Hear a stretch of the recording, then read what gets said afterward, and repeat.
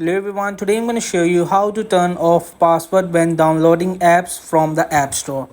So just simply open the iPhone settings and just finding the screen time and scroll down to find content and privacy, and there is the iTunes App Store purchases. Just tap on it, and the last option is required password. So just tap on it, don't require, just go back on the again journal settings, just get in your iCloud icon, and here you will see the media purchases. Just tap on it as well and just tap on it password settings. So after getting in, you will just turn it off. Free downloads, required password, turn it off.